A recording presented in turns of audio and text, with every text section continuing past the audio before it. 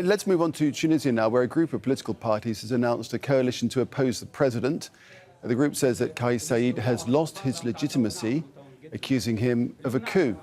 Last week, the president announced he would rule by decree and ignore parts of the constitution. That's after he sacked the Prime Minister and suspended Parliament in July. Saied says his actions were necessary to counter economic and political crises.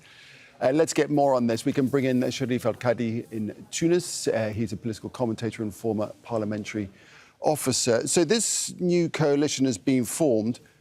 What could happen next?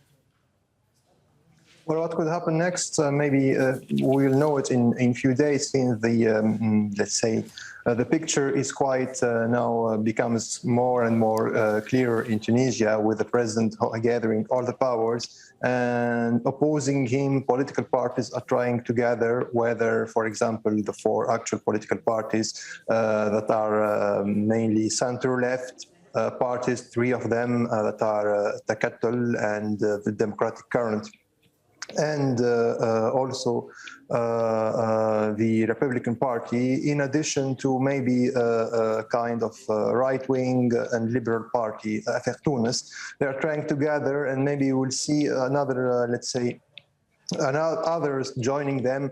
A few days ago, the Secretary General of the Workers' Party, the former Communist Party, has said that there are talks, for example, with the Democratic Current, and we will observe for sure a coalition that is at the same time against Nahda and the former ruling parliamentary coalition, and also against President Kais Saied authoritarian derive, as they call it.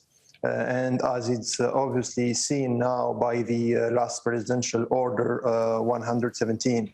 Okay, so what I'm asking really is what can their tactics be now? So they want the country's constitution to be respected and the parliament to be reinstated, but how can they make that happen?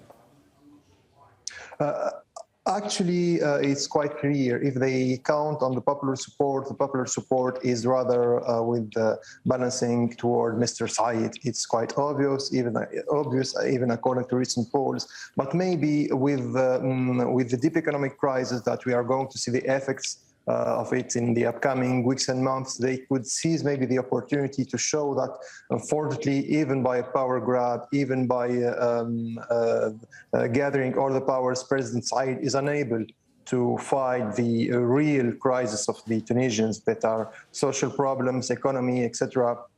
And maybe Tunisians, after having this crisis and losing a lot of their, let's say, purchase power and economic privileges, they have also lost, unfortunately, maybe some of their freedoms with this power grab. So that's maybe could be their tactics in the upcoming months and weeks. But if they count only now on the popular support, even according to recent polls, is in favor of President Said's decision so far. So how threatened, in your view, is Kais Saied's position? Excuse me, could you please repeat the question? I didn't hear. How threatened is Kais Saied's position, do you think?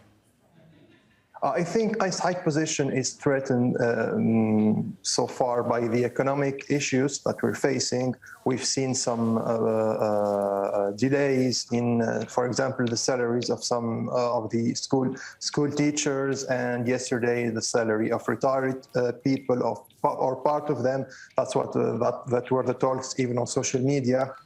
And especially with the international support, rumors, for example, yesterday, Senator Murphy op-ed in the Connecticut Mirror said it quite clear that now we must reconsider the American aid, security aid package to Tunisia if Kais Saied is still not willing to go back to the democratic path.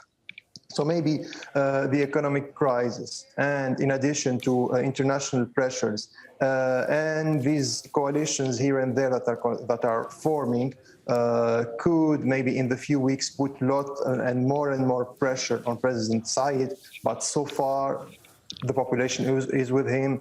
And I think I've said it quite a few times, even on Al Jazeera, if an election has to be held today or tomorrow, he would win it since the first round.